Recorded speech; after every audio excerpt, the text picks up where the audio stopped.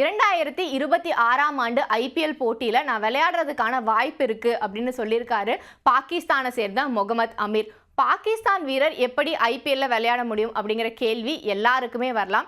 ஏன்னா ஐபிஎல்ல பொறுத்த வரைக்கும் பாகிஸ்தான் அப்படிங்கிறது ஒரு தடை செய்யப்பட்ட நாடா தான் இருக்கு. இதற்கு முக்கியமான காரணம் என்ன அப்படிங்கிறத முதல்ல பார்த்துடலாம்.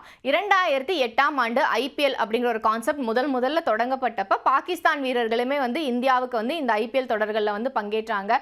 ஷோயப் அக்தர் ஆகட்டும், அதுக்கப்புறம் அஃப்ரிடி, இந்த மாதிரி பாகிஸ்தானில் இருக்கிற நட்சத்திர வீரர்கள் எல்லாருமே வெவ்வேறு அணிகளில் இடம்பெற்றிருந்தாங்க. அது போட்டியை ரொம்பவே சுவாரஸ்யமாகவும் மாற்றியிருந்தது.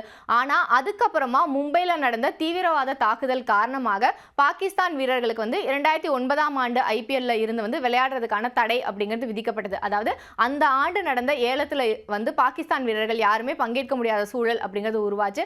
அந்த தடையானது இப்போ வரைக்குமே தொடர்ந்துட்டு இருக்கு. அதனால தான் சாம்பியன்ஸ் கோப்பைக்கு கூட பாகிஸ்தானுக்கு நாங்கள் போக மாட்டோம் அப்படின்னு பிசிசிஐ ரொம்ப திட்டவட்டமாக சொன்னாங்க. இதுக்கு முக்கியமான காரணமே இந்த செக்யூரிட்டி ரீசன்ஸ் அப்படிங்கிறது தாங்கிறதையும் அவங்க விளக்கம் கொடுத்திருந்தாங்க. ஸோ அந்த அளவுக்கான ஒரு சூழல் இருக்கும்போது முகமது அமீர் இப்படி ஒரு விஷயத்தை இவ்வளோ தீர்க்கமாக சொல்றதுக்கு காரணம் என்ன அப்படிங்கிறது எல்லாருக்குமே ஒரு யோசனையாக தான் இருக்கும். முகமது அமீரை பொறுத்த வரைக்கும் 2009ஆம் ஆண்டுல இருந்து பாகிஸ்தானுக்காக விளையாடிட்டு இருந்தாரு. 2020ஆம் ஆண்டு சர்வதேச கிரிக்கெட்ல இருந்து தன்னோட ஓய்வை அறிவிச்சாரு. இப்போ பார்த்தோம்னா உலகம் முழுவதும் நடக்கிற நிறைய லீக் போட்டிகளில் நிறைய பிரான்ச்சைஸ்க்காக அவர் விளையாடிட்டு வராரு.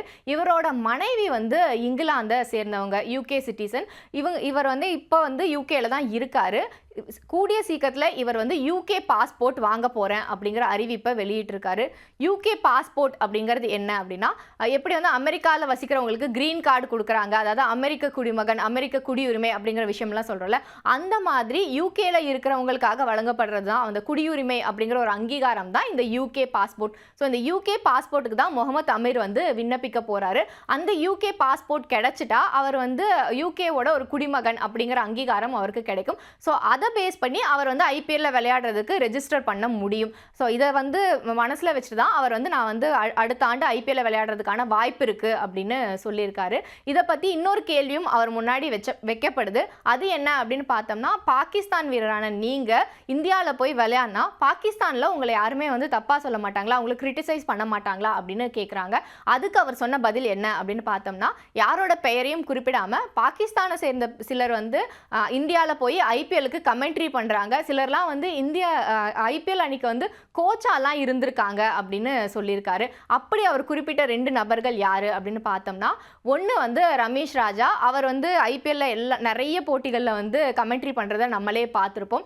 இன்னொருத்தர் அந்த கோச்சா இருந்த வீரர் யார் அப்படின்னு பார்த்தோம்னா வாசிம் அக்ரம். இவர் கொல்கத்தா நைட் ரைடர்ஸ் அணியோட பயிற்சியாளராக சில காலம் பணியாற்றி இருந்தார். ஸோ இவங்க 2 பேரையும் தான் அவர் பெயர் குறிப்பிடாமல் சொல்லியிருக்காரு.